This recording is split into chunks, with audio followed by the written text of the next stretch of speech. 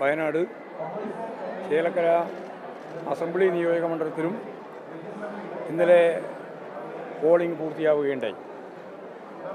രണ്ട് സ്ഥലത്തും ഇവിടെ ചൂണ്ടിക്കാണിച്ചതുപോലെ പോളിംഗ് ശതമാനം ചെറിയ രീതിയിൽ കുറവാണ്.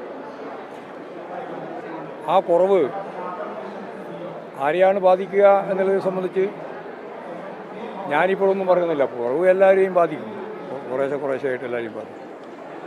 പക്ഷേ ചേലക്കര നിയോജക മണ്ഡലത്തിൽ വൻ ഭൂരിപക്ഷത്തോടുകൂടി UR പ്രദീപ് ജയിക്കും എന്ന കാര്യത്തിൽ യാതൊരു സംശയവും ഇല്ല. പോളിംഗ് കഴിഞ്ഞതിന് ശേഷമുള്ള പരിശോധനയിൽ കണ്ടെത്താൻ സാധിച്ച കാര്യം അത് തന്നെയാണ്. അതിൽ ഉത്കണ്ഠയോ സംശയമോ ഇല്ല എന്ന കാര്യം ഞാൻ പൂർണ്ണമായിട്ട് പറയുകയാണ്. വയനാട് സംബന്ധിച്ച് വയനാട് ഞങ്ങളുടെ നില മെച്ചപ്പെടുത്തുക എന്നുള്ളത് മാത്രമേ ഉദ്ദേശിക്കുന്നുള്ളൂ. അത് മെച്ചപ്പെടുത്താനാവും എന്ന് തന്നെയാണ് അവിടെയും കാണുന്നത്. തിരിച്ചടിയൊന്നും ആവാനില്ല. അത് UDF പറയുന്നതാണ്. അത് അതിന് പകരം ഞാൻ വേറെ പറയാൻ ഉദ്ദേശിക്കുന്നില്ല. ഞങ്ങൾക്ക് കൃത്യമായ വ്യക്തതയുണ്ട്. നല്ല ഭൂരിപക്ഷത്തിന് ഇടതുപക്ഷ ജനാധിപത്യ മുന്നണി ചേലക്കര ജയിക്കേണ്ടി. പാലക്കാടായില്ലല്ലോ. പാലക്കാട് ഉറപ്പായിട്ട് ഇടതുപക്ഷ ജനാധിപത്യ മുന്നണി സ്വതന്ത്രം ജയിക്കും, ഒരു സംശയമില്ല. കാരണം ഞാൻ മുമ്പേ പറഞ്ഞിട്ടുണ്ട്, BJPക്ക് കഴിഞ്ഞ പ്രാവശ്യം കിട്ടിയിട്ടുള്ള മെട്രോമാൻ ശ്രീധരൻ്റെ വോട്ട് ഇപ്രാവശ്യം BJPക്ക് കിട്ടാൻ പോകുന്നില്ല.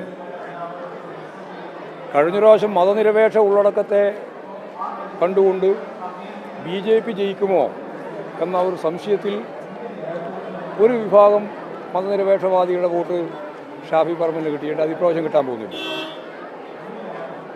BJP 3ാം സ്ഥാനത്തേക്ക് പോവുകയാണ്. തീർച്ചയായിട്ടും ഇടതുപക്ഷ ജനാധിപത്യ മുന്നണിക്ക് നല്ല ജയസാധ്യതയാണ് പാലക്കാട് ഉള്ളത്. അതാണ് അതിൻ്റെ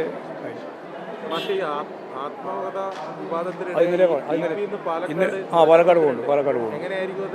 അല്ല, എന്താ ചേരാൻ പറഞ്ഞല്ലോ, ഞാൻ എഴുതിയതോ പറഞ്ഞതോ അല്ലാന്ന്. അപ്പോൾ സ്വാഭാവികമായിട്ടും ചേരാൻ അവിടെ വിശദീകരിക്കും. ഇല്ല, എന്തിനു വിശദീകരണം ചോദിക്കേണ്ട കാര്യം? പക്ഷേ ഇപ്പോൾ പുറത്തു വരുന്നൊരു വാർത്ത, EP കഥയുമായി ബന്ധപ്പെട്ട വിവരങ്ങൾ കൈമാറിയത് ദേശാഭിമാനിലെ കണ്ണൂർ ബ്യൂറോ ചീഫായിട്ടുള്ള M. രഘുനാഥ് എന്ന് പറയുന്ന മാധ്യമപ്രവർത്തകനാണ്. അതുമായി ബന്ധപ്പെട്ട് ആ മാധ്യമപ്രവർത്തകനോട് പാർട്ടി വിശദീകരണം ചോദിച്ചിട്ടുണ്ടെന്ന വിവരങ്ങൾ പുറത്തു വരുന്നുണ്ട്. അതിലെന്തെങ്കിലും ഇല്ല, യാതൊരു യാഥാർത്ഥ്യമില്ല.